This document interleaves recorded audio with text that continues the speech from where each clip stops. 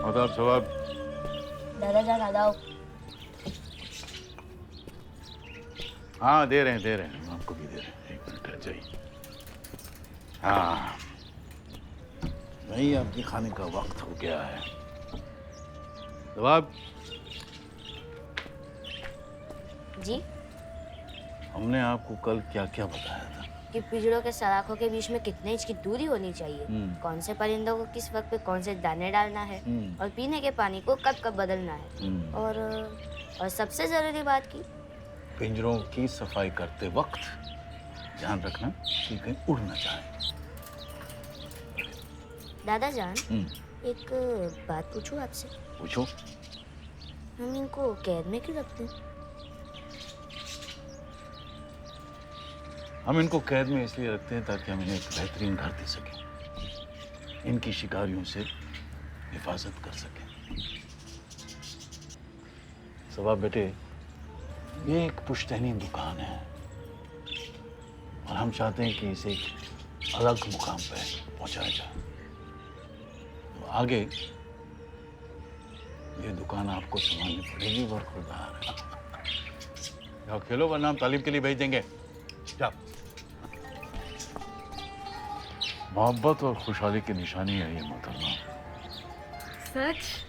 100% सच। लीजिए, इनके साथ आपको भी दुआ दे रहा हूँ। जी शुक्रिया।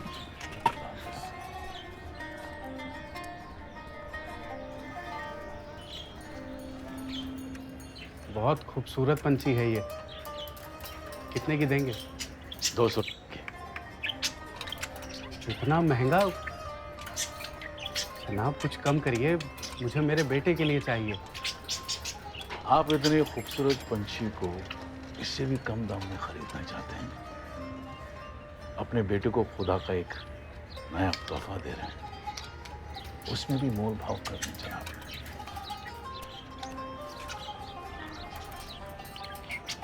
ये इस महीने की आखिरी कमाई है मेरी। खैर, दे दीजिए। शुक्रिया।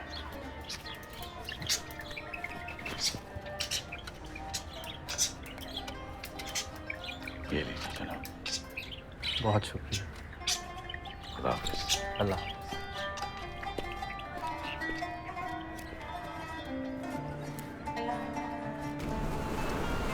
अस्सलाम वालेकुम ज़हीर मियाँ। हाँ वालेकुम सलाम। मियाँ, ये चाय वाला महीने के पैसे मांग रहा था, आप हिसाब कर देंगे क्या उसका? सलीम मियाँ, चाय तो तुम भी पीते हो, तुम ही जाके कर दो हिसाब। अरे मियाँ, इसकी चाय इतनी अच्छी ना होती ना तो कब का उधारी चुका देते। खैर छोड़िए, हामिद के क्या हाल चाल है? क्या बताएं मियाँ, 10 साल से वही तबीयत, कोई इजाफा नहीं, ना दिमागी तौर पे ना जिस्मानी तौर पे। मियाँ, आप तो जज्बाती हो गए। खैर छोड़िए जज्बात की बात, व्यापार की बात करते हैं। सुबह से 2 खरीदार आए और तुम्हारी दुकान पे भीड़ लगी हुई, यहाँ एक भी नहीं भेजा तुमने, ये कोई बात हुई? अरे मियाँ, सुबह भेजा तो बच्चे के वालिद को।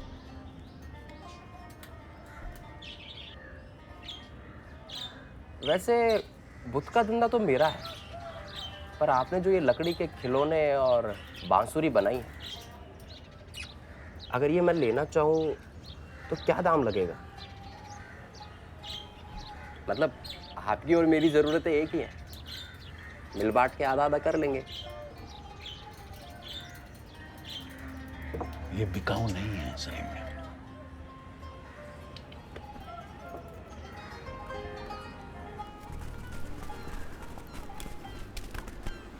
मुझे नहीं लगता हम इस चिड़िया को पकड़ पाएंगे।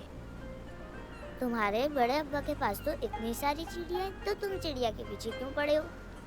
ये हुनर है हमारा, आसमान में उड़ते परिंदों को पकड़ना, और फिर शिकारी को ले जाएंगे तो?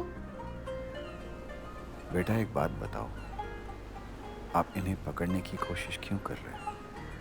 आपको इल्म नहीं कि ये बंदिशों में नहीं रहते? बंदिशें? क्या मतलब है आपका? नहीं रखेंगे बंदिशों में तो शिकारी इन्हें ले जाएंगे, ऐसा मेरे बड़े अब्बा कहते हैं।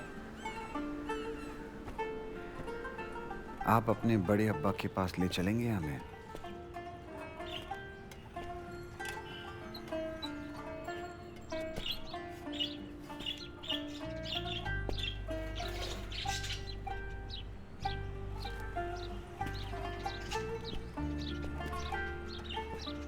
अगर कोई पंछी है जिसका सुर आसमान को छूता है तो ये बुलबुल है।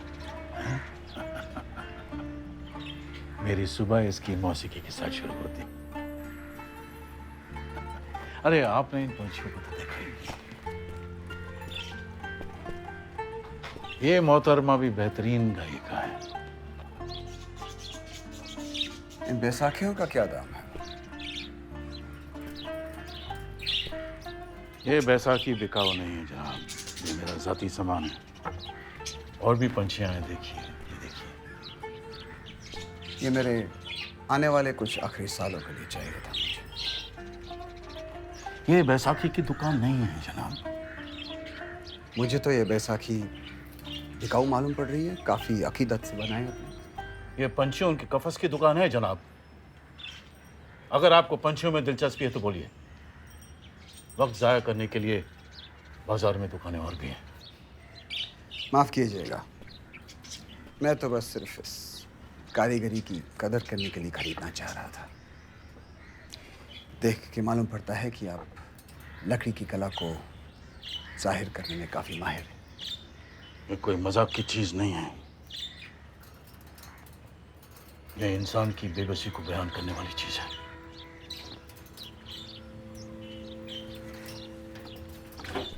एक हादसे में मेरे बेटे के पैर में फालिज हो गया, जिसके बाद उसके सारे हौसले उसके शरीर के साथ एक बिस्तर में कैद होकर रह गए। तो आप जानते हैं कैद में रहना क्या होता है? क्या मतलब है आपका? इस बैसाखी के बगैर मेरा बेटा किस तकलीफ से गुजर रहा है, आपको क्या मालूम? मुझे लगा आप दुकानदार हैं, बेचना चाहते हैं। मुझे लगा आप खरीदार हैं। खैर छोड़िए। आप जादू जानते हैं? आपके हुलिये से लगता है कि आप जानते हैं। जानते हैं? वो कहते हैं ना, बिना चाहे करामत हो जाना, गमों को फूंक मार के उड़ा देना, किसी के बुरे ख्वाब से किसी को उठाना और जाहिर करना, ये सब खैरियत है। जज्बात और जादू में कोई फर्क नहीं है मियां। वो तो एक बस हल्की सी डोर है बातूनी ख्याल और असलियत के बीच। यानी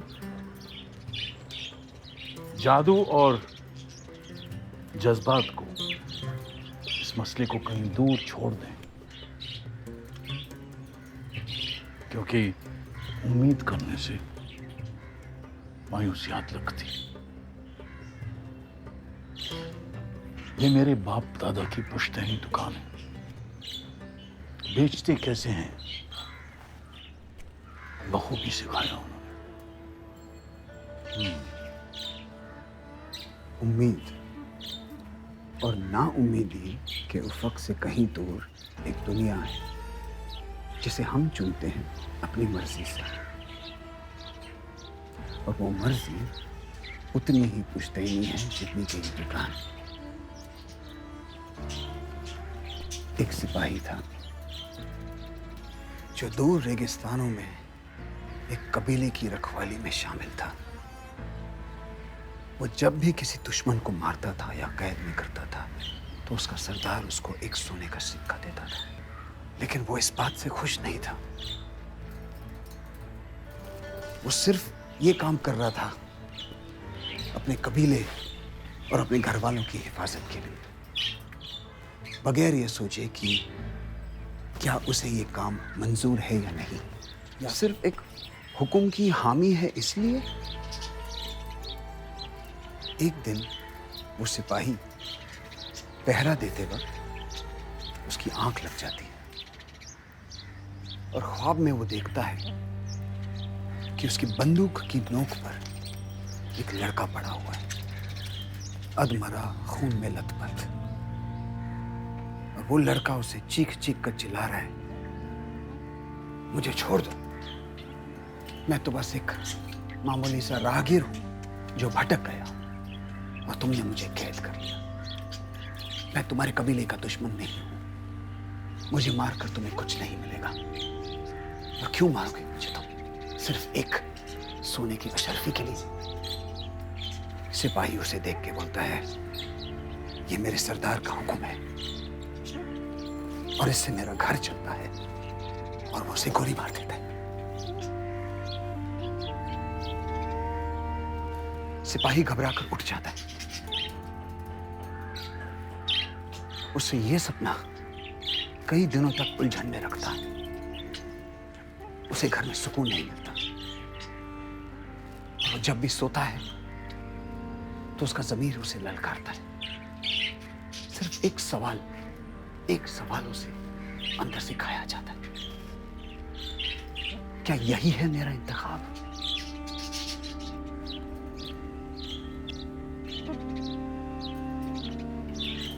ये एहसास, ये तजुर्बे, ये ख्वाहिशें और उम्मीद, इन सब से परे दूर एक सच्चाई का ख्याल बसता है जो रूह की तश्तगी से जुड़ा हुआ है, और वो तैरता है बेकाबू सफीना की तरह, हर उलझन और डूब जाने की बंदिशों से दूर।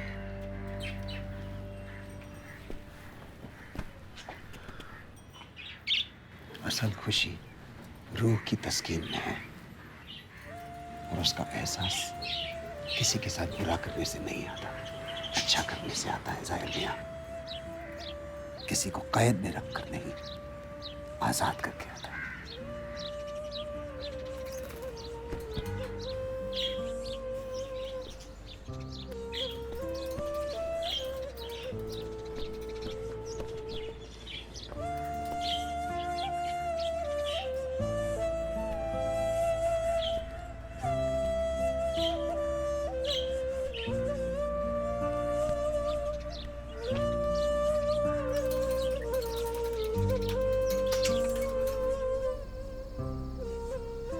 हर एक जो होता है वो बन कहां पाता है। खुदा के इस मंजर में जो सही मायने में माहिर होता है वो जाहिर कहां कर पाता है।